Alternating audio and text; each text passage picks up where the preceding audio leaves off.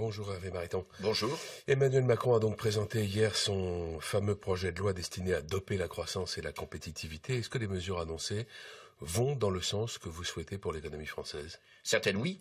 Clairement, ce projet n'est pas à la hauteur de ce qu'exige la situation de notre pays. On a besoin d'évolutions beaucoup plus fortes, beaucoup plus cohérentes. Il faut aller beaucoup plus loin dans la modernisation, tant l'économie française est en péril. En même temps, moi, je ne vois pas refuser le développement du transport par autocar. C'est moi-même qui ai fait cette proposition comme rapporteur du budget des transports il y a quelques années. Et à l'époque, un ministre de droite m'avait répondu « Hervé, ça n'est pas dans le modèle social français. Où allait-on loger le modèle social français ?» Deuxièmement, l'ouverture du capital des aéroports de province est une mesure intelligente, y compris pour récupérer de l'argent quand l'État a besoin de se désendetter. Troisièmement, est-ce qu'il y a des choses à faire bouger sur les professions réglementées? La réponse est oui.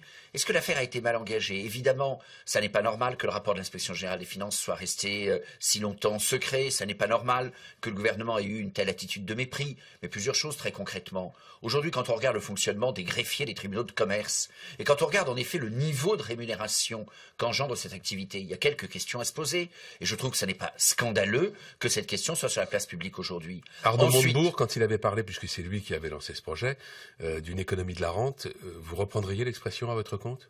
Mais il y a en tout cas des situations qui sont assez difficiles à comprendre pour ceux dont je suis, qui ne sont pas absolument dans le cœur du métier, je le dis. Et donc, à la fois, je ne connais pas parfaitement la vie interne des greffiers de tribunaux de commerce, mais je m'autorise, comme député de la République, à poser une question sur le fonctionnement d'une profession de cette nature. Je dis aussi, vous, moi, ceux qui vivent la vie tout simplement, constatent qu'il y a le fonctionnement d'un certain nombre d'institutions en France qui ne sont pas idéales. Prenons l'exemple des notaires. Est-ce que la fonction de notaire en France apporte une sécurité juridique supérieure à ce qu'elle existe dans bien d'autres pays dans le monde? La réponse est oui. Et donc il y a quelques fiertés à avoir une profession structurée comme l'est la profession de notaire. Est-ce qu'en même temps, on doit donner des objectifs de modernisation, de rapidité, d'accélération des actes? La réponse est oui. Il y a en France trop de lenteur dans la vie, tout simplement. Guillaume Poitrinal, dans un excellent livre, La France malade de son temps, avait souligné combien tout cela était un obstacle à la croissance et à l'emploi. Eh bien, l'idée que les choses puissent aller plus vite, y compris dans les professions juridiques, vous vous souvenez, les plaideurs, eh bien, je crois que c'est un point qu'il faut souligner. Ils étaient 30 000 hier à manifester, à peu près 30 000, oui. les huissiers, les avocats et les notaires. Vous comprenez tout de même leurs inquiétudes ou c'est juste un réflexe corporatiste on veut préserver ses avantages? Attendez, d'abord, je crois qu'il ne faut avoir aucun mépris à l'égard de quiconque, y compris de professions dont on peut justifier qu'elles doivent être réformées. Et je pense que l'idée de faire évoluer, y compris ces professions juridiques, est une idée qui est sur la table. En même temps, quand il y a réforme, c'est là assurément une différence entre M. Macron et moi-même. Quand il y a réforme, il faut garder ce qui fonctionne et modifier ce qui ne fonctionne pas. Dans le projet Macron, on a le sentiment parfois que, faute d'avoir le courage de réformer ce qui mériterait de l'être plus ardemment, on s'attaque à un certain nombre de sujets qui ne sont pas les moins solides dans la structuration de la vie française. Mais voilà, moi je dis simplement, y compris à droite, qu'on n'est pas obligé de jeter le bébé avec l'eau du bain, que dans le projet Macron, tout n'est pas à mettre à la poubelle, et je souhaiterais que le débat parlementaire sur ce projet ne soit pas une preuve d'anti-pédagogie dans laquelle on dirait pour la énième fois aux Français, y compris avec une voix de droite très convaincante, que la réforme, ça n'est pas aujourd'hui, c'est demain, ça n'est pas cette profession, c'est une autre. La réforme, ça n'est pas les autres. Oui, vous souhaitez une opposition constructive, donc oui. À partir du 22 janvier. On n'a pas parlé du travail du dimanche, qui est l'un des points essentiels de cette réforme, en tout cas celui qui crispe le plus le débat. Pour vous qui êtes attaché, on le sait, aux valeurs traditionnelles, aux valeurs de la famille, c'est un problème. En principe, ça ne devrait pas être compatible avec votre vision de la société.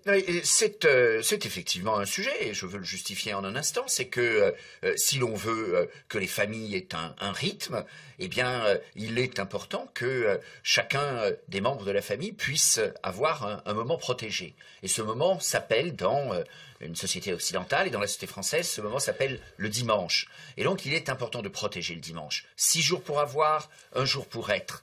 Il n'y a pas à banaliser. Il faut vraiment tout faire pour ne pas banaliser le jour qui est celui du dimanche. Ensuite, il y a un certain nombre de personnes qui travaillent le dimanche.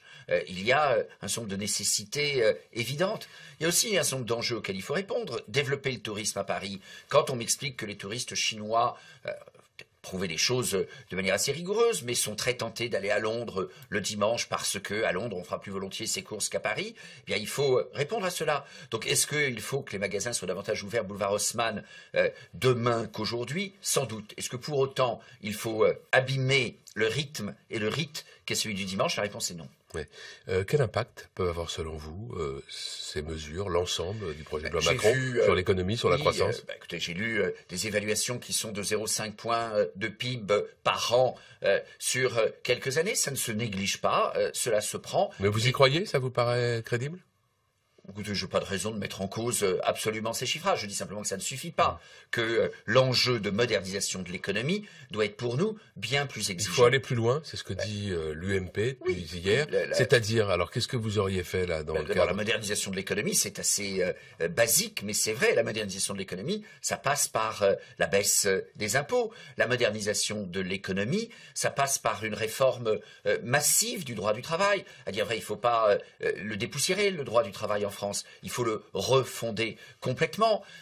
Une véritable réforme de l'économie, ça passe par un certain nombre de signaux très solides, comme celui de la réforme des retraites, de sorte que nos concitoyens aient confiance en un édifice qui aujourd'hui prend l'eau de toutes parts et n'inspire confiance ni à ceux qui sont proches de la retraite, ni aux jeunes qui, au début de leur carrière, ne croient en rien de ce qui est mis en œuvre par la collectivité publique. Donc on voit bien que la loi Macron est très, très, très en deçà de tout ça. Est-ce que pour autant il faut mépriser ce qui se trouve dedans? La réponse est non.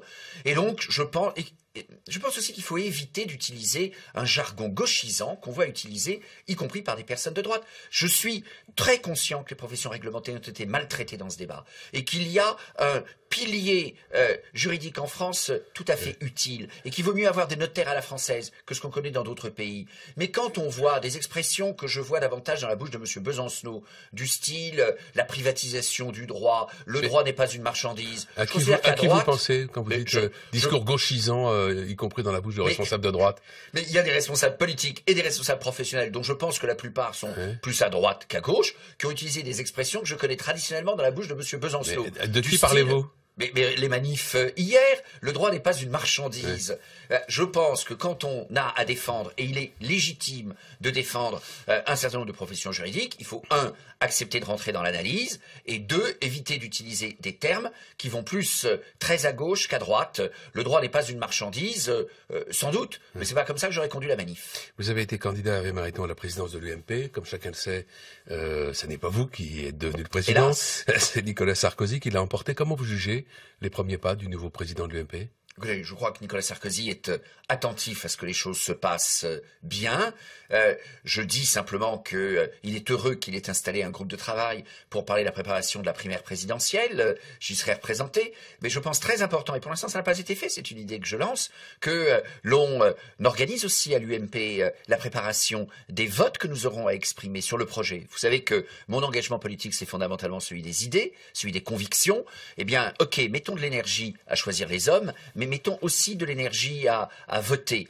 On m'a confié la présidence d'un groupe de travail sur le retour d'expérience de l'élection à la présidence de l'UMP. C'est un peu curieux pour un candidat, mais j'assume. Et ce que je veux en tirer, c'est en particulier ce travail. Comment organiser à l'UMP une culture du vote? Comment faire en sorte qu'on soit capable de voter paisiblement, ordinairement, et de voter en particulier sur les idées, non pas en bloc, un projet tout ficelé, ça serait trop facile, mais grand sujet par grand sujet. La réforme de l'économie, les questions de société, les questions de politique internationale, c'est cela le travail que je m'assigne, faire en sorte qu'on ait à l'UMP une culture du vote pour en sortir un projet clair, efficace, à la hauteur de la situation. Merci Hervé Mariton, bonne journée.